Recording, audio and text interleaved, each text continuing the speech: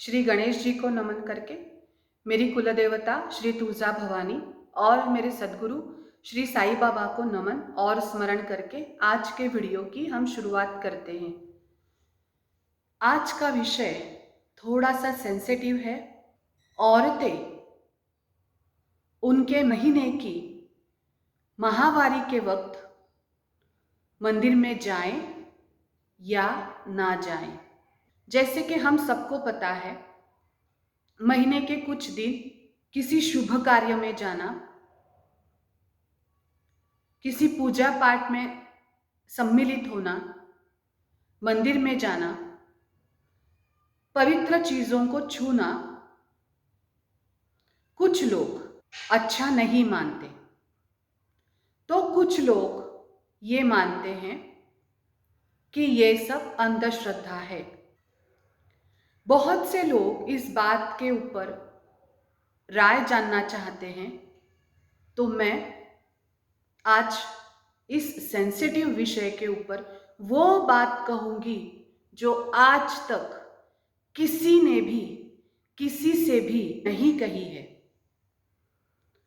इसलिए ये वीडियो आप पूरा देखें और सोचें और ये विचार समाज में आगे बढ़ाएं।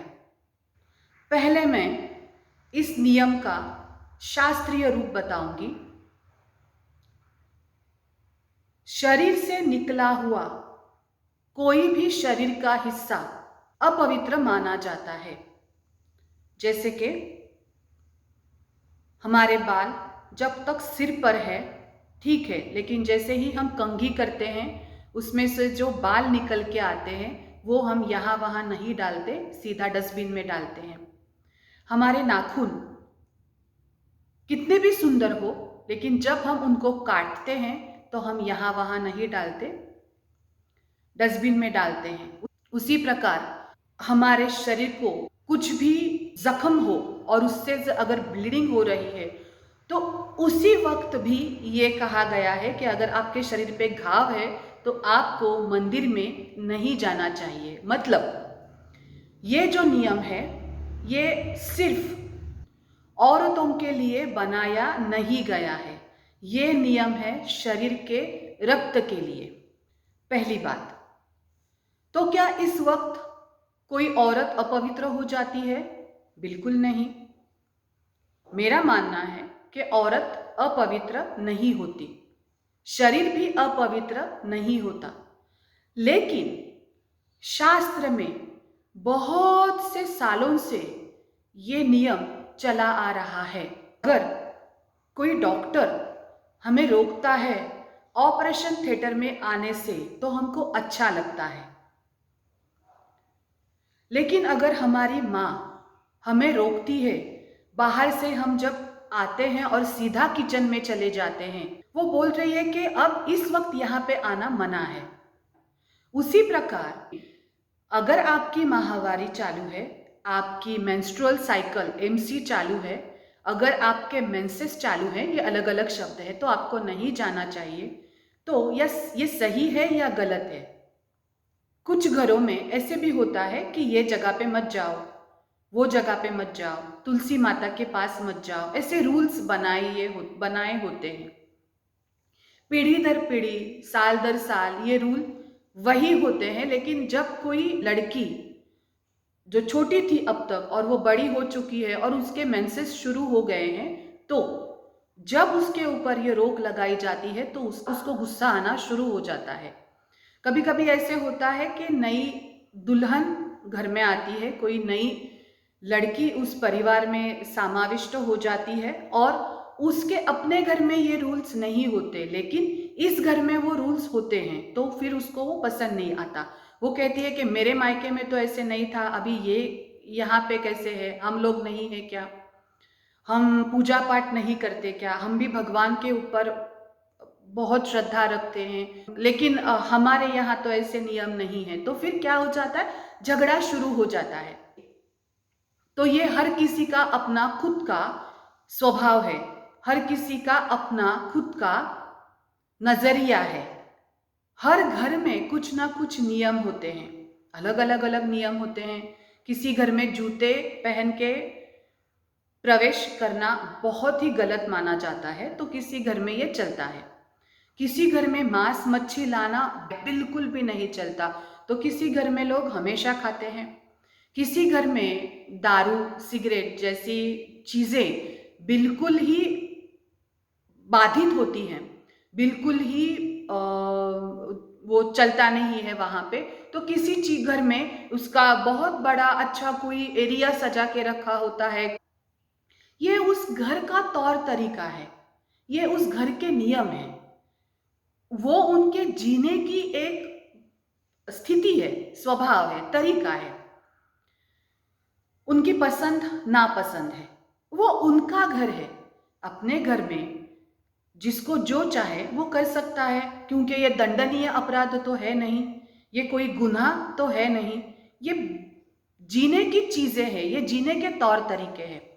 इसी प्रकार अगर हम अपने घर में मासिक धर्म के दौरान कहाँ कहाँ जाते हैं, कहाँ जाना चाहिए, कहाँ जाना नहीं चाहिए, ये आपके ऊपर है, उससे कुछ फर्क नहीं पड़ता। तो मैं ये बिल्कुल नहीं कहूँगी कि आपको किचन में जाना चाहिए कि नहीं चाहिए, आपको और क्या क्या करना चाहिए, कहने की बात ही नहीं है। ये आपका घर है, वो आपके नियम है, ये घर आपने बनाया है, ये नियम आपने लगाए हैं, वो आप फॉलो कर रहे हो। तो ये सच है कि अगर आपने ये घर बनाया है, हम कहते हैं ना अपने बच्चों को, ये घर मैंने बनाया है, वहां पे वही होगा जो मैं चाहूंगा, या वहां पे वही होगा जो मैं चाहूंगी, जब तक मैं जिंदा हूं ये नियम आपको फॉलो करने चाहिए।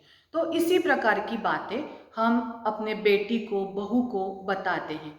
तो मेरी बस सलाह ये है कि जो तौर तरीके हैं, जो नियम हैं, वो हो सके तो आप फॉलो कीजिए। अपने बेटी को, बहू को वो नियम प्यार से बताइए, उसके शास्त्रीय कारण बताइए, क्योंकि मैं तो बता नहीं सकती उसके शास्त्रीय कारण, क्योंकि नियम ये आपने बनाए हैं। तो आपको ही बताने हैं कि किस वक्त क्या करना है, कौन से दिन क्या करना है, 4 दिन बैठना है एक जगह पे जाके या नहीं। तो ये जो भी आप रूल बनाओगे, इसको हैंडल भी आप ही करोगे। अगर आपने रूल बनाया है कि मेरी बहू 4 दिन खाना नहीं बनाएगी, तो बाकी की जिम्मेदारी आपकी रहेगी। तो उसके बारे में मैं कुछ नहीं बताऊंगी, ये इस वीडियो का विषय है ही नहीं। इस वीडियो का विषय है कि मंदिर जाए कि ना जाए। तो जिस प्रकार हम कहते हैं कि ये घर मेरा है, वहां पे वही होगा जो मैं चाहूंगा, तो शायद भगवान भी यही कहते होंगे कि ये मंदिर मेरा है, वहां पे वही होगा जो मैं चाहूंगा। तो भगवान तो नहीं कहते, भगवान तो बात नहीं करते।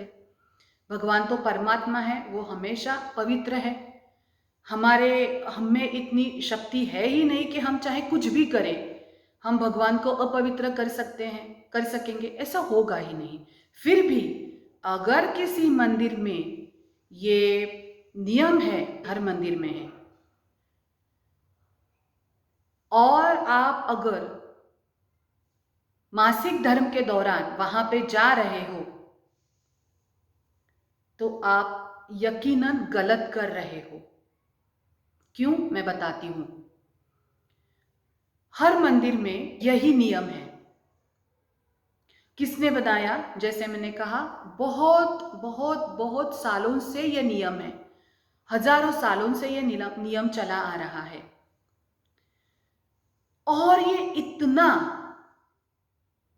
इंपॉर्टेंट नियम है, ये इतना जाना माना नियम है कि आपको कहीं पे भी ये लिखा हुआ नहीं मिलेगा। मंदिर में स्नान करके आना चाहिए, स्नान किए बिना मंदिर में ना आए, ये जैसे कहीं पे लिखा नहीं होता, उसी प्रकार ये भी कहीं पे नहीं लिखा होता कि मासिक धर्म के दौरान औरतों का मंदिर में आना मना है। ये भी कहीं पे भी लिखा नहीं होता। तो अगर कोई ये बोलता है कि कहाँ पे लिखा है, ऐसे नहीं लिखा है मासिक धर्म के दौरान, तो ये भी नहीं लिखा है कि स्नान करके नहीं आना चाहिए। ये अलिखित नियम है, ये फिक्स नियम है, जो मंदिर प्रशासन है उसकी राय है। जी हाँ, यही मैं आपको बताना चाहती हूँ। उस मंदिर का रख रखाव जो लोग करते हैं, उस मंदिर में जाके रोज सुबह उठ के बिना थके बिना रुके 3-3 4-4 घंटे जो लोग अभिषेक करते हैं, अष्टों प्रहर वहां पे जो दिया रखा होता है वो चालू होता है, उस दिए की जो व्यवस्था करते हैं, 3 प्रहर में या 5 बार में जो लोग वहां पे आरती करते हैं, उस मंदिर का पूर्ण तरीके से जो लोग मेंटेनेंस करते हैं, भगवान की जो पूजा करते हैं, उनको अगर आप पूछे कि जाना चाहिए कि नहीं, वो जो कहेंगे वो आप मानिए। ये जरूरी नहीं है कि बस आप क्या सोचते हो, दुनिया में ऐसे नहीं होता। आपकी भी राय होती है और सामने वाले की भी राय होती है। किसी ऑफिस में आप ऐसे ही जाके घुस नहीं सकते, किसी बस में आप ऐसे ही जाके चढ़ नहीं सकते, किसी कॉलेज में आप ऐसे ही जाके एडमिशन नहीं ले सकते। उसी प्रकार किसी मंदिर में आपको जो ठीक लगे वो करके आप नहीं जा सकते। हम पूछते नहीं हैं क्योंकि हमें अंदर पता होता है कि क्या करना चाहिए। ये नियम इस प्रकार का है।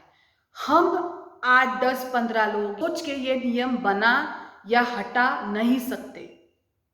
अगर आपको मंदिर जाने की इच्छा है, अगर किसी को ऐसी सोच है, तो वो खुद अपना मंदिर बनाए और जब चाहे, जिस वक्त चाहे, जिस स्थिति में वो मंदिर जा सकता है। लेकिन ये मंदिर हमने बनाया नहीं है। इस मंदिर की व्यवस्था हम नहीं कर रहे हैं, कोई दूसरा कर रहा है। तो जो वहां के नियम होंगे वही हमको फॉलो करने चाहिए। अगर आपके घर में कोई जूते पहन के आ गए और उन्होंने आपको पूछा कि मैं जूता पहन के आऊं, तो आप डिपेंड करते हो कि आना है कि नहीं आना है। अगर आपके घर में जूता पहन के आने की अनुमति नहीं है, फिर भी अगर उन्होंने पूछा, तो आप डिसाइड करोगे या आप उनको कहोगे नहीं, जूता निकाल दीजिए। कोई कहेगा कि जूता निकाल के हाथ पैर धो के, जो कि सबसे अच्छी बात है, आप फिर घर में प्रवेश कीजिए। कुछ लोगों के घर में ये चलता है तो वो कहेंगे हाँ कोई बात नहीं, आप जूता पहन के आ जाइए। ये आपका घर है, आपका नियम है, आप ही तय करेंगे वो फॉलो करना है, करवा लेना है कि नहीं। अगर किसी के घर में मांस मच्छी खाना किसी को पसंद नहीं है, लाना भी पसंद नहीं है, तो हमें नहीं लेके जाना चाहिए। इसी प्रकार अगर किसी के घर में ये नियम है कि मेंसेस के दौरान अंदर ना आए तो अच्छा, तो ये फॉलो करना चाहिए।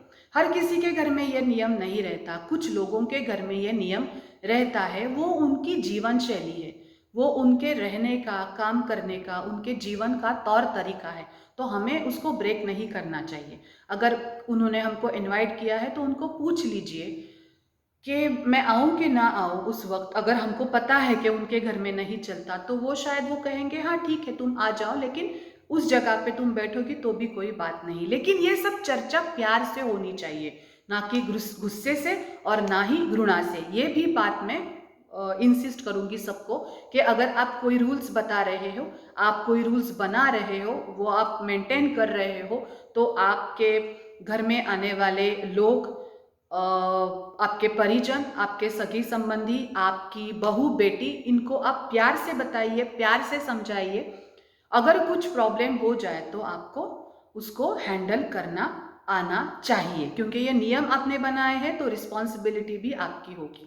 एक मैं बात और जाते जाते कहूँगी। एक वाकया हुआ था बहुत सालों पहले। कुछ मेरे एक क्लाइंट ने मुझसे पूछा था फ़ोन करके अर्जेंटली के गौरीताई, मेरा बेटा मंदिर में गया था, छोटा सा था वो मंदिर में गया था और पूजा के सभी चीज़ें, वस्तु वो बाहर लेके आ गया है, तो मैं अभी क्या करूँ, मेरे मेंसेस शुरू है तो अभी मैं क्या करूँ। वो जो भगवान की किताब है, घंटी है, वो सब वो बाहर लेके आए, तो मैं अंदर जाके रख दूँ।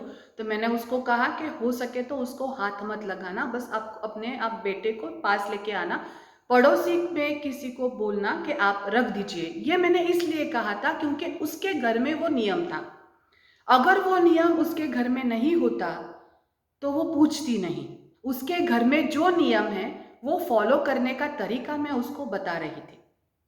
तो मैंने उसको कहा कि पड़ोसी कोई है तो उसको बुला लो और उसको बताओ कि उठा के वहाँ से किसी अच्छी जगह पे आप रख दो। तो उसने ऐसे किया, प्रॉब्लम सॉल्व हो गई।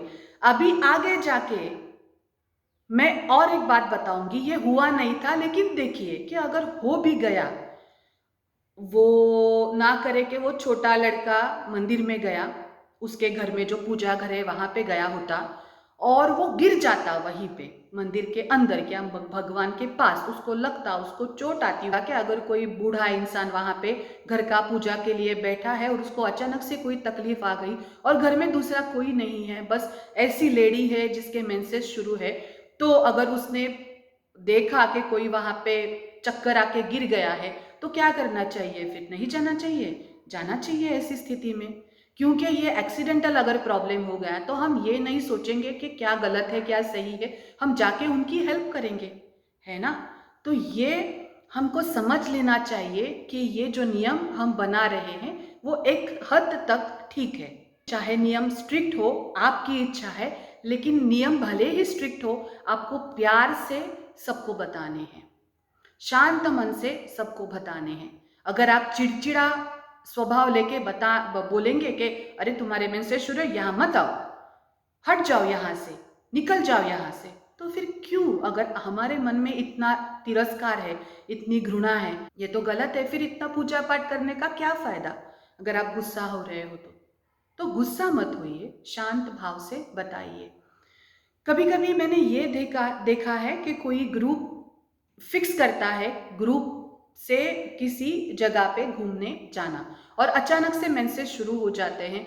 वो जो ट्रिप होती है उसके दौरान एक मंदिर भी होता है, तो फिर अगर वो लेडी, अगर कोई लेडी जिसने पहले से तय किया है, पहले से फिक्स किया है, और अचानक से उसके मेंसेस आ जाए तो उसको दुख होगा, तकलीफ होगी, तो फिर क्या करना चाहिए? उसको नहीं जाना चाहिए। वो ग्रुप में बाकी के जो लोग क्या कहते हैं, उनको क्या अच्छा लगता है, उनके हिसाब से क्या सही है, वो फॉलो करे। कब तक वो घर से निकली, वो कार में या व्हीकल में बैठी और वो उस तीर्थ क्षेत्र में, मंदिर के एरिया में गई, उसके आगे जाके क्या करना है, मंदिर के अंदर जाना है कि नहीं जाना है, ये हम तय नहीं कर सकते। ये कौन तय करेगा? वो मंदिर का प्रशासन तय करेगा। तो आपको अगर मंदिर में उसी टाइम पे भी जाना है, कोई हाँ नहीं कहेगा, लेकिन फिर भी अगर आपको जिद है, जाना है, तो छुपते छुपाते मत जाइए, किसी को बिना बताए मत जाइए, ये गलत है, ये पाप है। जैसे किसी के घर में जाना और उनको बिना बताए कोई चीज लेके आना ये पाप है, उसी प्रकार माहवारी के दौरान या ऐसी कुछ स्थिति के दौरान स्नान किए बिना, या जैसे मराठी में बोलते हैं सोहर और सुतक, जैसे किसी का जन्म हो गया तो 11 दिन, किसी की मौत हो गई तो 11 दिन, ये जो अलिखित नियम है उसको क्रैक करके आप चुपचाप वहां पे ना जाए, वो पाप है। आपको जाना है तो आप पूछिए, पूछने की हिम्मत नहीं है तो चुपचाप उस जगह पे, एक जगह पे बैठ जाइए। आपके फ्रेंड्स मंदिर में जाएंगे, दर्शन करके वापस आएंगे, फिर आप अपना ग्रुप का जो बाकी का सफर है वो कंटिन्यू कर सकते हैं। मंदिर में जाना चाहिए कि नहीं चाहिए, ये आप और मैं, हम तय नहीं कर सकते, ये बस वो मंदिर का प्रशासन तय करेगा। जैसे आपके घर के नियम आप तय करेंगे, उसी प्रकार वो भगवान के जो पुजारी है वही तय करेंगे वहाँ क्या प्रोटोकॉल्स लगाने हैं, क्या लगाने नहीं हैं। ये अधिकार हमें किसी ने भी नहीं दिया। लास्ट में मैं एक किस्सा आपको बताऊंगी और ये वीडियो खत्म करूंगी। मेरी पहचान की एक स्त्री है, वो बहुत बुद्धिमान है, ऊंचे ओहदे में है। एक दिन मुझे बोल रही थी कि ये मेंसेस वगैरह में नहीं मानती। मैंने कुछ नहीं कहा, ठीक है वो उसकी राय है, मेरी राय क्या है? वो तो अलग रहेगी, उसकी राय, उसका जीवन अलग तौर तरीके से गया होगा, मेरा जीवन अलग तौर तरीके से गया होगा, किसी और का जीवन और स्ट्रिक्ट तरीके में गया होगा, किसी को वो बिल्कुल पसंद नहीं आएगा, किसी को कुछ फर्क नहीं पड़ेगा। तो उसने कहा कि ये मैं नहीं मानती। कल मेरी जो जेठानी थी, उसने सत्यनारायण की पूजा रखी थी, मेरे मेंसेस चालू थे तो मैं गई, उसमें ना जाने वाली कोई बात ही नहीं है। ये जो स्त्राव होता है, माफ कीजिए, ये बात बतानी जरूरी है। ये आम तौर पे डिस्कस करने वाली बात है ही नहीं, लेकिन फिर भी ये विषय है तो बतानी चाहिए। वो जो स्त्राव होता है, उससे एक जीव पलता है, मतलब उसको कहना था ऐसे कि उससे बच्चा ही पैदा होता है, तो ये कोई गंदा स्त्राव नहीं होता, तो उसका अपवित्र क्यों मानना। मैंने सब उसकी सुन ली, मैंने उसको कुछ अपोज नहीं किया। लास्ट में मैंने बस उसको एक सवाल पूछा कि देखिए, आप गए, आपकी श्रद्धा है, आपकी सोच है, लेकिन क्या आपके जेठानी को पता है जब आप सत्यनारायण पूजा में आई थी और आपने वहां पे जाके फूल चढ़ाए, दिया लगाया, आपने वो प्रसाद ग्रहण किया, आपने हल्दी कुमकुम चढ़ाया, आपके जेठानी को पता था क्या कि आपके मेंसेस चालू है? अगर उसको पता होता तो वो क्या कहती? हाँ कहती या ना कहती? उस पूजा में जो पुरोहित थे, जो वहां पे बैठे थे, क्या जिन्होंने वो सारी पूजा स्थापना की थी, आपने उनसे पूछा कि मेरे मेंसेस चालू हैं तो मैं आऊं कि ना आऊं, दर्शन लूं या ना लूं? देखिए, मैंने इससे आगे कुछ नहीं कहा। अगर वो पुजारी कहते हैं कि आ जाओ, कोई प्रॉब्लम नहीं है, अगर उसकी जेठानी कहती हाँ आ जाओ, तो कोई प्रॉब्लम नहीं है अगर वो जाती, लेकिन वो छुपते छुपाते गई। उसने किसी को भनक तक लगने नहीं दी कि उसके मेंसेस चालू है। ये कितना निजी मामला है कि जब तक वो औरत नहीं बताएगी किसी को पता नहीं चलेगा। तो ये गलत है ना, किसी को कुछ ना बताना, और वो भी बस निजी नहीं है, वो अपने घर में है, कोई आया उससे मिलने और उसने नहीं बताया, तो जरूरी नहीं है कि हर किसी को बताना चाहिए, लेकिन वो पूजा पाठ में जा रही है। बहुत दुख हुआ मुझे ये सुन के, इसलिए नहीं क्योंकि मैं मानती हूं पूजा पाठ में सम्मिलित होना ठीक है या ठीक नहीं है, इसलिए नहीं, मुझे इस बात पे दुख हुआ क्योंकि उसने अपने जेठानी को वो बात नहीं बताई। उसके घर के जो नियम है उसको पता थे कि वो बहुत धार्मिक है, और वो शायद ना कहती, ना ही कहती, इसलिए उसने उसको ये बात नहीं बताई। ये कितनी गलत बात है, ये सुन के मुझे दुख हुआ। देखिए, बचपन से लेके बुढ़ापे तक हर किसी का जीवन अलग अलग अलग स्थिति में गुजरा हुआ होता है। अगर कोई कुछ बात तय करता है, सोचता है, वो नियम बनाता है, तो वो उसकी सोच होती है, उसके तौर तरीके होते हैं। हम कौन होते हैं अचानक से जाके उनको तोड़ने वाले? ये वीडियो मैंने बहुत दिल से बनाया है। एक आध्यात्मिक मार्गदर्शिका होने के नाते मैं यही कहूंगी कि स्त्री हमेशा पवित्र होती है, हर कोई इंसान हमेशा पवित्र होता है।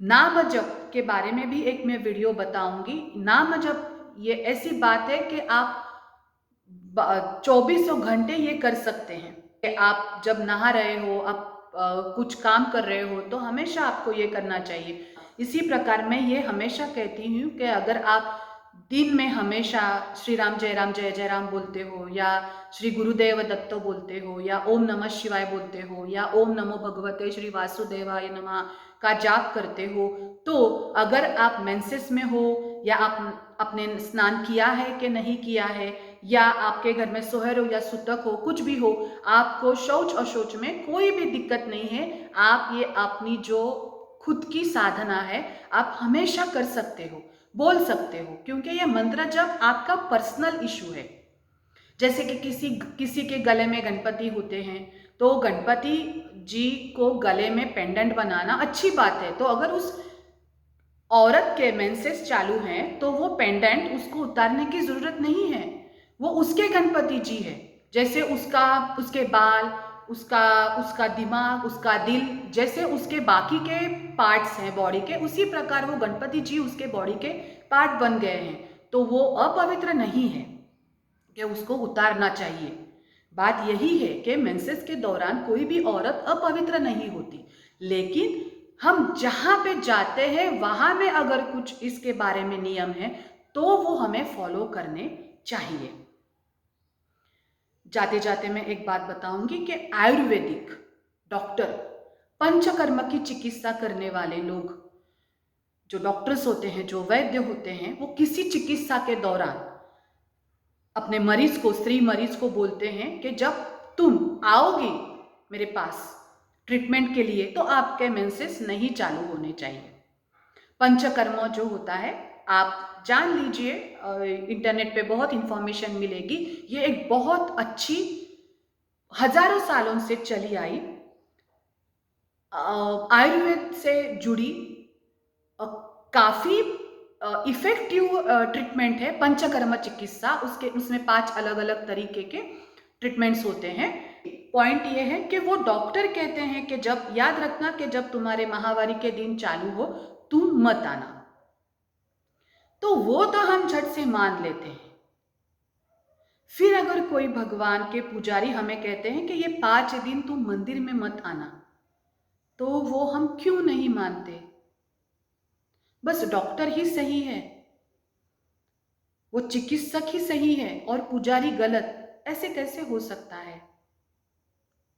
अगर हमारे पुरखों ने घर बनाया है, घर बनाना इतनी सिंपल बात नहीं है। अगर हमारे पुरखों ने कोई घर बनाया है, उसको मेंटेन किया है, उसका रख रखाव किया है, उनकी 2-4 पीढ़ी वहां पे है, बहुत सालों से ये घर है, वहां पे कुछ ऐसी जगह है कि उस वक्त मेंसेस के दौरान 5 दिन वहां पे नहीं जाना चाहिए। अगर ये रूल वहां पे है तो हमें अचानक से जाके वो रूल नहीं तोड़ने चाहिए। तो फिर मंदिर का सोचिए, मंदिर तो सैकड़ों सालों से होता है।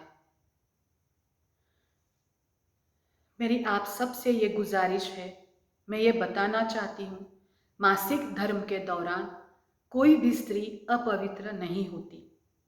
मासिक धर्म हमारा निजी मामला है, लेकिन अगर हम किसी दूसरी जगह पे जाते हैं और वहां पे अगर मासिक धर्म के बारे में कुछ ठोस नियम बनाए हुए हैं तो आपको अचानक से जाके कोई भी नियम तोड़ने नहीं चाहिए। छुपते छुपाते, किसी को बताए बिना खुद अपने आप कोई डिसीजन ना लें। ओम साई राम।